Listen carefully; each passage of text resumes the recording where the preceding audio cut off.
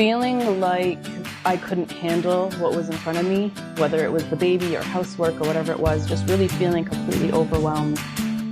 This is Monterastelli, and welcome to the Tapping Q&A podcast, recorded live to tape from Williamsburg in Brooklyn. This is episode 238, originally aired September 14th, 2016. Hi, everyone. I hope this finds you well wherever you are and whatever time of day you're getting a chance to listen to this. Thanks for spending a little time with me today. Today, we have a conversation about postpartum depression. For those of you that don't have much experience with it, we talk about what it is, and then we talk about how we can use tapping as an effective tool before birth and after a mother gives birth.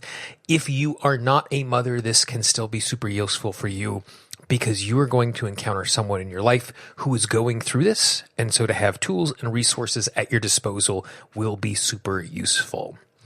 As a reminder, we have a free 10-part guide for using EFT to eliminate self-sabotage. It's absolutely free. All you need to do is go to tappingqna.com. That's tappingqna.com. Click on the big blue button. If you happen to be listening to this in the website right now, in the right-hand column up at the top, you will see the big blue button. Click on it. Every few days, you will get another one of these parts. I don't give you all 10 parts at once because it would just be too much and you wouldn't use it. So every few days, they will be doled out to you, which will make it a lot easier for you to use tapping in a daily way to eliminate self-sabotage. Also, if you have not checked out the podcast archive, for the last couple of weeks, I've been saying we have over 300 audios there. That's not exactly true. This episode right here is now the 300th free audio that now sits in the podcast archive, from full episodes like this, 2-part episodes, bonus episodes, tap-alongs. There's all sorts of great stuff over there. Interviews with some of your favorite tappers, conversations about topics that you would like instruction on, as well as a bunch of tap-along audios that if you have something you need help with, head over there. We have already covered it somewhere in those first 300 episodes. Make sure you check that out. Like I mentioned at the top of the show, today we're going to be talking about postpartum depression. I have an interview with Manal Khalife. Manal is an EFT practitioner. She is also a mother who went through postpartum depression herself. The first time, as you will hear in this interview, she did not realize that's what she was going through. And that is a common experience for a lot of mothers. They feel like after the birth of their child, everything is supposed to be perfect because they have this beautiful, healthy little baby in their arms. And oftentimes that's not the case. And so this is a really frank conversation about what mothers often go through and how you can use tapping and other resources in order to respond to that. Before we get into the interview itself, just a reminder that the Tapping Q&A podcast is sponsored by Pain Relief Miracle. Pain Relief Miracle is an all-natural spray that was created by Jason Laird, a Chinese medicine practitioner. He originally created it to deal with the arthritis his mother was dealing with. He took everything out of the prescription cream she was using, found the Chinese medicine analog for each of those things, and created this amazing spray. Not only does it work on arthritis and joint pains, it also works on scrapes, cuts, bruises, sunburns. If you go back and you listen to any of the episodes over the course of the last 2 months, you'll hear lots of stories of me talking about the place that I have cut myself up, burned myself, scraped myself up, and caused all sorts of problems. I have it in my medicine cabinet. You should as well. You can get 33% off your very first order of Pain Relief Miracle by simply going to tappingqna.com/pain. That's tappingqna.com/pain, and you will get 33% off your first order. It is in my medicine cabinet, and it should be in yours as well. So without any further delay, here is my conversation with Manal.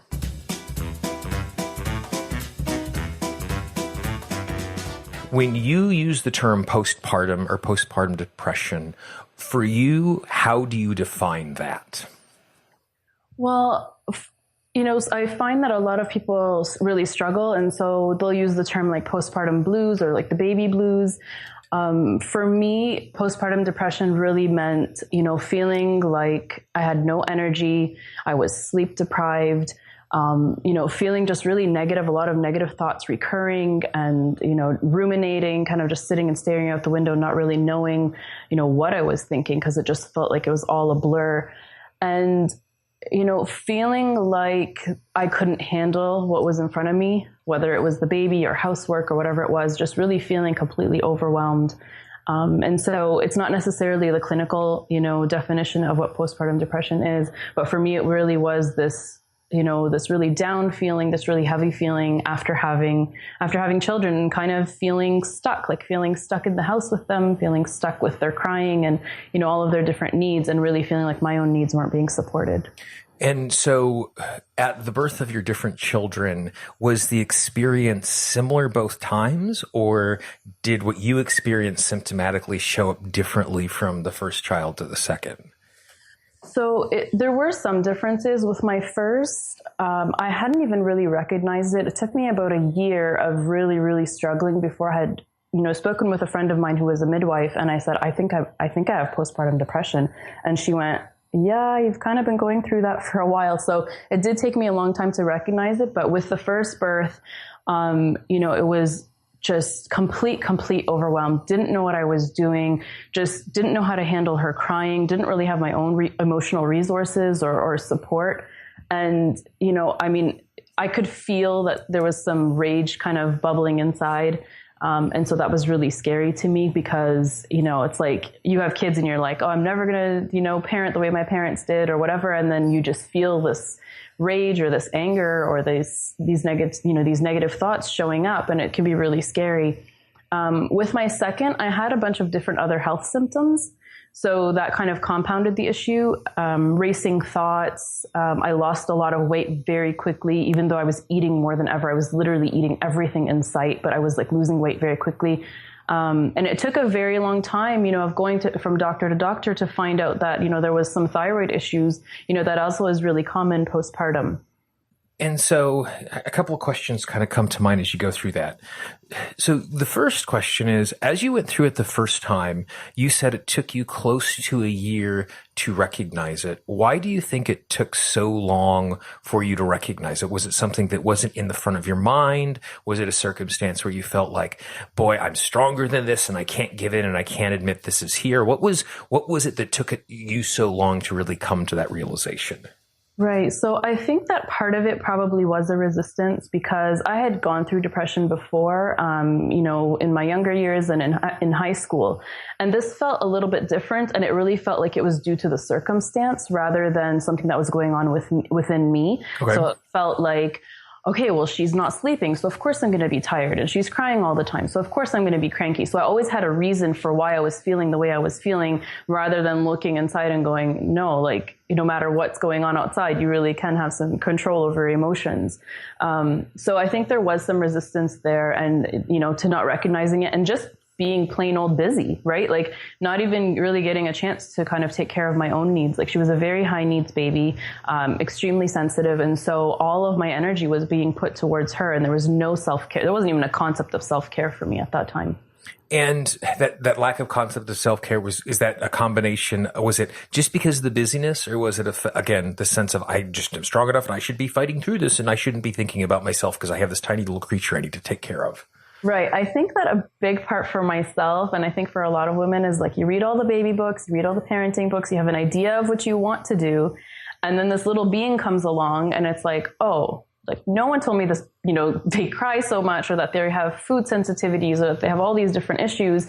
And it's just like there's this big gap between what you think it's going to be like and what it actually is. And then you just get caught up. Yeah, you get caught up in the busyness, and you think like, I've read all I needed to read. I've learned as much as I can. I should know better. There was a really strong sense of I should know better. I should know how to handle this. And I never reached out for help because there was almost this sense of, I don't know if it's pride, but, feeling like, no, I should have a handle on this.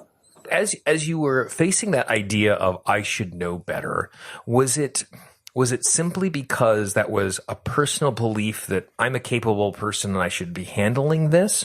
Or was it I should know better because I just feel this really strong calling that I'm supposed to be a mom right now, and since that's something I'm called to do, then I should be able to do this, and anything that's in the way I should just be knocking over because I'm strong enough to do that.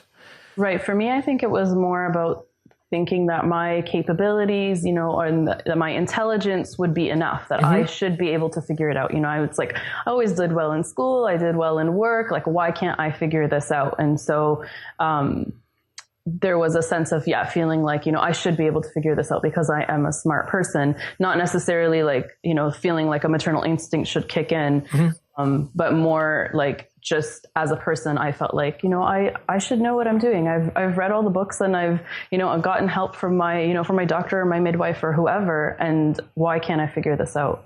And so the second and third time around, did it take you as long to recognize the symptoms that were showing up again? Or because you had been down that road, it kind of went at a certain point, bing, this is what I'm experiencing? Yes, it was a lot sooner. And I also had the support of a midwife this time, which was a lot different because, I would go to appointments, I would have more time with her. So I could really discuss my emotional experience as I went through the pregnancy and a bit postpartum as well. And with my second, I did have a traumatic birth as well. It went completely unplanned. And so it was easier to recognize in that sense. I was very out of it, and I was, diagnosed, or they did tell me that I did have PTSD after that birth. So it did take someone from outside to tell me because I was, blanking out. I wasn't remembering to feed her. So there was a sense that something was wrong. It was a lot more severe in some ways this time around.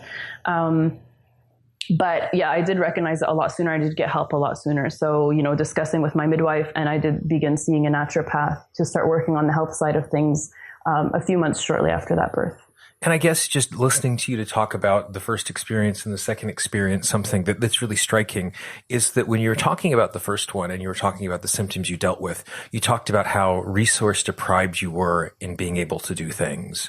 And I could see that when we're in such a resource deprived state, being able to do effective, just kind of self-analysis of what we're going through and how difficult that can be, that the second time when you have a support system around you who's asking you the right questions and forcing you to kind of think about what your experience is, how much easier it would be to name anything, this or any other symptom that we're dealing with, that when we're stuck inside of it, it's so hard to see out. Was that part of the experience that you noticed? Yes, definitely. I think that, having, especially I had a midwife and a second midwife as well at the birth. And so just having them kind of go, okay, you're okay. We're here with you. That was really comforting. And even weeks after the birth, they would actually come to my home, and check on how I was doing, check how nursing was going, and just having that other person there who's been through similar was just so helpful. And even though I was struggling a lot, that was a huge piece because I don't know that I would have gotten help. I didn't have the energy to get help, because there's just, again, the busyness and just the fatigue and everything. But having that outside person kind of go, okay, you know what, this is what I'm noticing. These are the things that I'm recognizing, or the behaviors that you're doing that, are a red flag. So, it was immensely helpful that time around. And actually what I did with my fourth child is I actually prepared in advance. So it's like, I'm not waiting for this to happen again. Right. So I actually hired someone to be with me and stay with me for the first month after my child was born.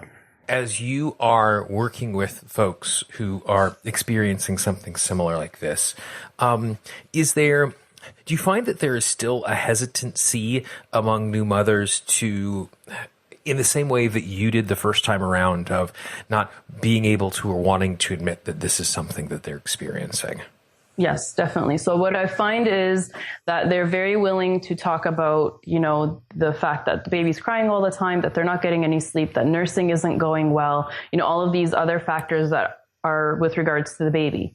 But there is a hesitancy I still find with people saying, like, I'm really struggling, like me within myself, with my emotions, I'm struggling. And it's super, super scary. And I get it, because one of the things that went through my mind when I was going through all of this was like, if anybody knew what was going inside my mind, I would probably lose my children because I have such crazy thoughts. And they might think that I'm unfit, or, what if they send me to this, to the psych ward, and like, I won't be able to take care of my children. Like, there was all this fear. And so it's like, I just, kind of stayed quiet because I was afraid of what might happen. And I think that's so important in any setting to be able to normalize the experience for people that, being so afraid that the way that what we think, which is commonplace and something that lots of people experience, thinking that we're so isolated in that experience that if we're afraid that we're going to be judged, then that brings this huge amount of fear that comes with the judgment and shame that comes along with the fact that we're experiencing this stuff. That becomes even more isolating, I imagine, making it harder for folks to reach out. Right. So it's like there are layers, right? There's like the stuff going on with the baby. There's the stuff going on with you emotionally, just personally, even old triggers and old traumas and things coming up. And then there's another layer of, I can't believe I'm going through this. And there's another layer of, I'm so afraid of getting help because people might think, I don't know what I'm doing or I'm unfit. And I think it's really great that, when working with an issue like that you have a frame that gives you a chance to look at issues from so many different ways, that I'm super systematic. And I think it's easier for me when I'm doing my own transformational work where I'm able to go, okay, great. Lens number 1, this is what's going on. Lens number 2, this is what's going on. So is there a system like that you're going through when you're working with new mothers? Or is this something that is just, you're hitting those 4 things as you're going on? What is the approach? A mother comes to you, they're struggling. What does the process look like? So the process looks like it depends on the person, because when a person comes to me, I want to know what their biggest struggle is, right? So it's not necessarily what my biggest struggle might be or what my experience was. I want to find out for them. I say, okay, so we have all these different things going on. What is it for you that if you were able to transform would really make a difference in your life? So that might be one of those 4 layers, or it might be something completely different. It might be something marriage related. Really, I try to get to the biggest one first. Just because once we can clear that, we can get some calmness, help them to get some self-care, to just kind of get them to baseline. And, and then from there, they can feel a lot more calm and they can kind of, figure out where they want to go next, like what types of, support that they need. Do they need to see a doctor? Do they need help with, helping the baby sleep better? Just really kind of clearing their mind, because when they come to me, there's just like a list of like 1,000 things that they could work on or that they do see as a problem. And so my job is to kind of help them figure out which one is the most important one. Let's move the biggest block so that we can open up some opportunities for you and, so that you can actually see some possibilities and get some hope. Because there really is a strong feeling of hopelessness, when you have a list of so many things that need healing and need work. And so when that happens, as you talked about the way they come in and they're talking about the symptoms, how easy, how difficult is it for you to help them to level with themselves about what the actual biggest block is? Because they might, I've found with my clients that, and with myself as well, that we are notoriously bad eyewitnesses to our own experience. Right. And I'm going to point to and say, this is the thing that is the biggest problem. And it may or may not be. It just might be the story that I'm telling for whatever reason. As you're helping them to identify that, how much is it just them saying, this is what it is, and that's where you start to clear some space so that you can figure out what's underneath? Or is it a process where you're helping them go through some discovery where they're able to go, oh yeah, this really is the biggest issue? So it kind of sounds funny, but I kind of don't believe them with the first thing that they bring to me. I agree. I'm the exact same way. Yeah, I love hearing the client story and then going, okay, great. Now you've told me that story. Let's figure out what's going on. So what's that experience like for you? Exactly. So they come in and they'll say, this XYZ is the issue. And I'm like, okay, so tell me what your everyday experience looks like. What are some of the thoughts going on in your mind? I have them sometimes drift into their own body and just kind of go, what does it feel like to be you when this is happening? So just kind of really helping them to connect a bit more.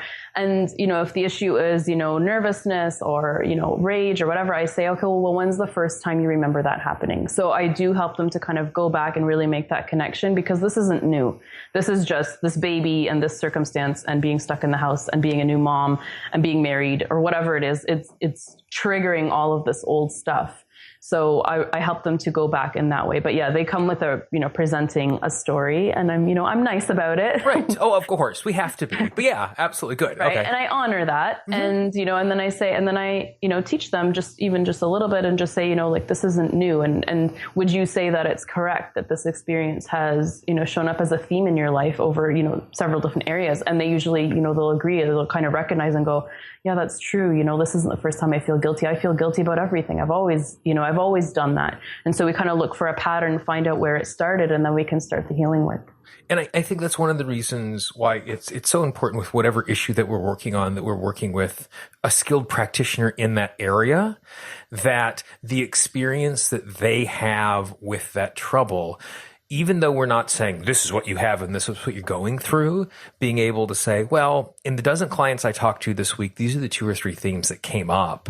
Do any of these resonate with you? And because we've heard those things resonating before, not just with postpartum and new parents, but in any issue, all of a sudden, it's not that they are being dishonest, and it's not that they're not hiding. It's not that they're hiding it, but sometimes they just haven't had a chance to give it words yet. And by us being able to describe, well, this is something that happens a lot with that would be going on, that sometimes you just see their eyes light up and go, yeah, I never would have described it like that, but you're 100% right. That's the experience that I've been going through.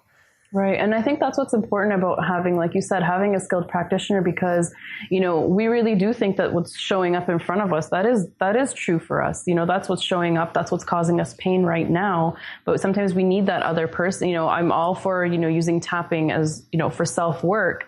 But it took even me a really long time to be able to do my own work, because there's blind spots that we don't even know exist. So it's really important to have that other person and go, does this resonate for you? And I ask my clients, and I let them know that whatever comes up is perfect and it's showing up for a reason. And are you open to exploring that? And usually they are, because, once they feel safe and they feel like somebody understands their pain, then they can kind of drop those barriers and they can kind of go into the story. So as you're doing all of these things, as you're doing some discovery, you're giving them a chance to level with themselves and be honest. You're talking about practical steps, about the help they could get, stuff like that. As you're working through this process, where are the different ways that you bring tapping into the process to facilitate this? So one of the biggest ways actually that really surprised me was how many people come to me with the issue of a traumatic birth experience. Mm-hmm. And for me, sometimes I feel like I hate to say it, but it's like one of the easiest things to work on.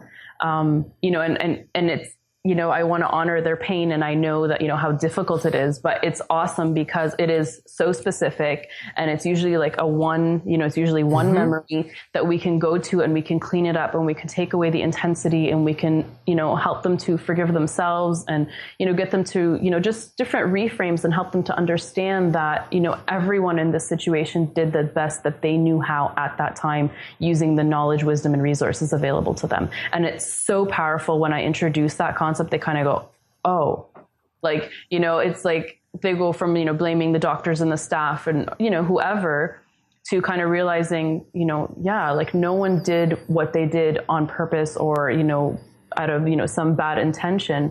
Everyone did what they knew how to do in that moment. And it's really powerful to help heal that memory.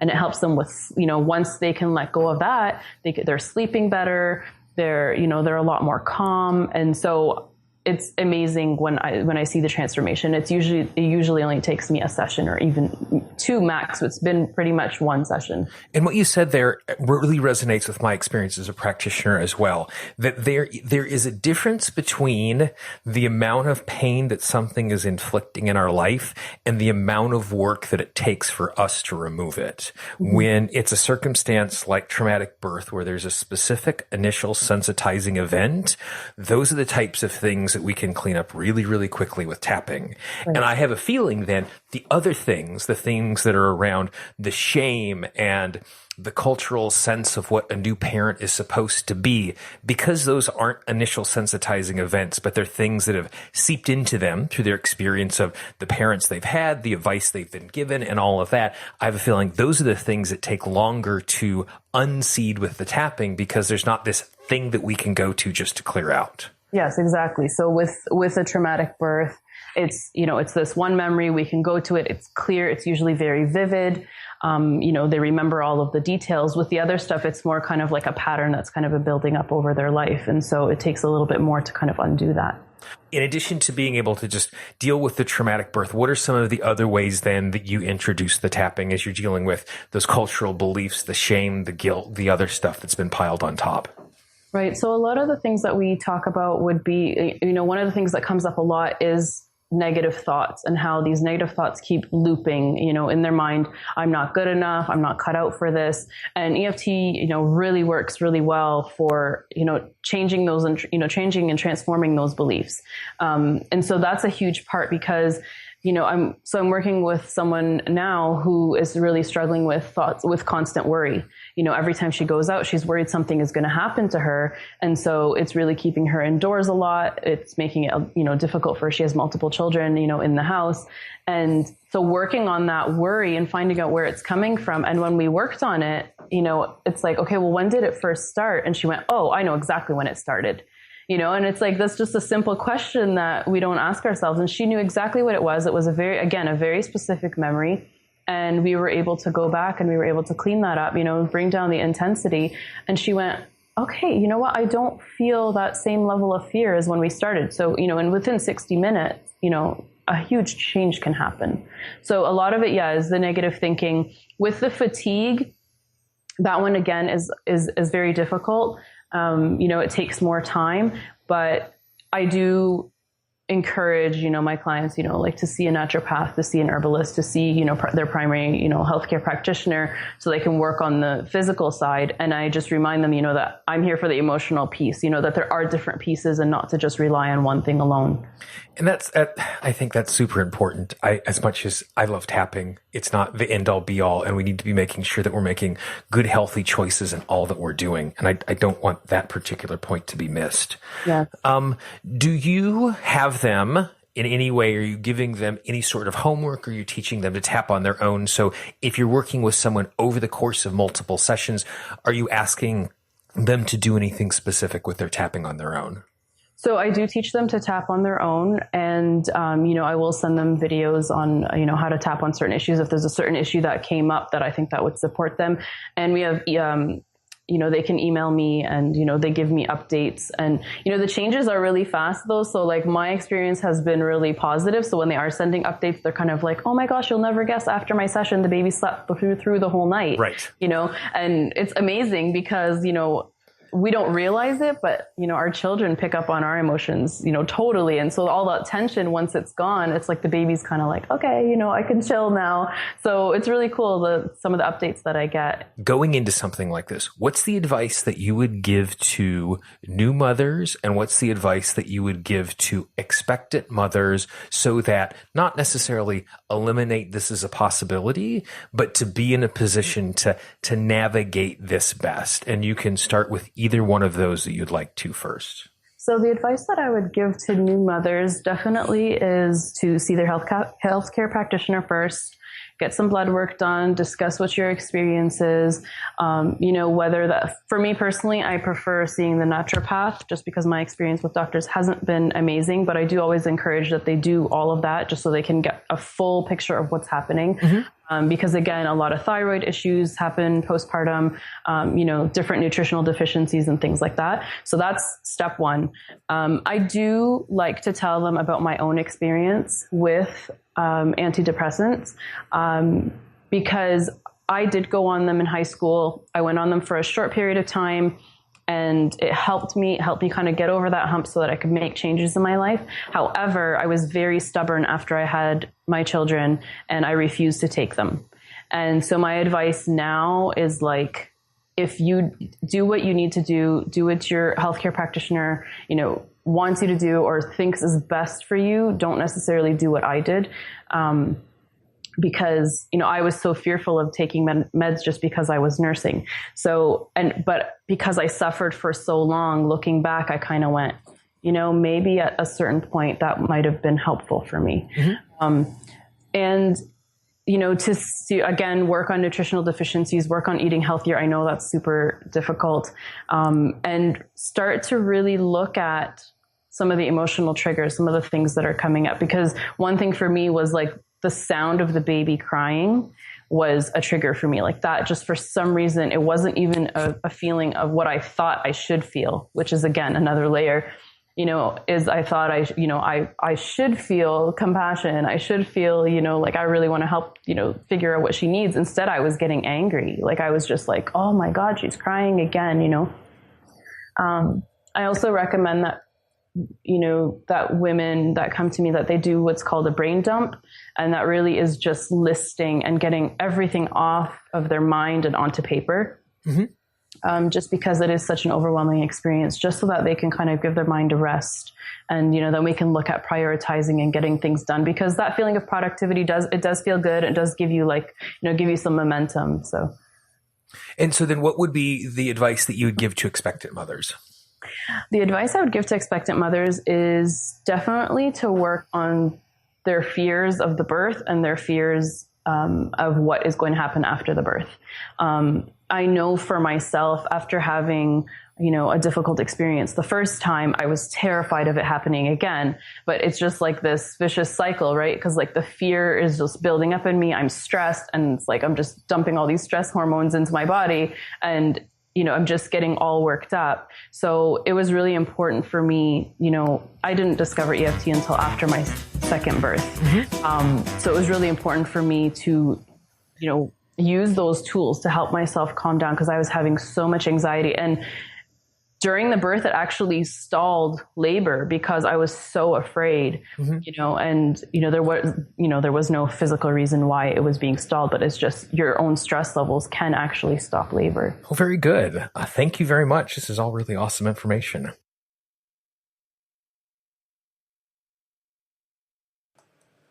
So that was excellent. I can remember when I did the interview, right when we finished, I told Manal how wonderful it was.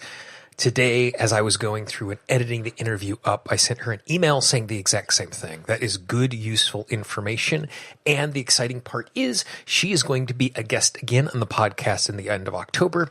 Manal is Muslim, and we're going to have a great conversation about how you can use EFT to introduce it to conservative religious communities. So that's going to be the last week of October. It is another excellent interview as well. If you would like more information on Manal and the work that she does, all you need to do is go to tappingqandapodcast.com, click on the link for episode 238. Not only can you find that episode, but you can find all 300 audios in our archive. They're absolutely free of charge. You are doing yourself a disservice by not downloading them. It is free training resources waiting for you. If you haven't done so already, you can subscribe in iTunes. You can subscribe in Stitcher, in TuneIn, in Google Music Play. I just checked. We are still the #1 podcast in the Google Music Play store for EFT, because we are still the only EFT podcast in the Google Music Play store. But that doesn't mean it's not great. You know that. You've been listening to it. Make sure you subscribe. If you're in iTunes, leave us a rating, leave us a review. It makes it easier for other people to find us. I love going in there and seeing the positive comments about the show, so keep leaving those there. If you have a question for a future episode or a topic that you think we should cover, drop me a note, Gene, Gene, at Tapping Q&A. If you happen to be listening to us in the Tapping Q&A app, which is available both for Android and iPhone, you can just click the connect button right inside of the app. You can send me an email. You can leave me a voice message. All of that works through the app. And if you have the app, you're able to take the entire archive, all 300 of those audios with you anytime, anywhere. Hit the button, pick it out, listen to it. You can star your favorites. So if there's some tap-alongs that you really love, you can just go back to them again and again and again. It's absolutely free of charge in the iTunes and Android stores. If you go to tappingqandapodcast.com, you will find direct links to that, as well as the podcast, as well as the entire archive. For the Tapping Q&A podcast, this is Gene Monterastelli. I hope you have a great day, and I will talk to you real soon. Bye-bye. The Tapping Q&A podcast is copyright Gene Monterastelli, Tapping Q&A 2016. All views expressed by guests are those of the guests and not necessarily of Gene Monterastelli or Tapping Q&A.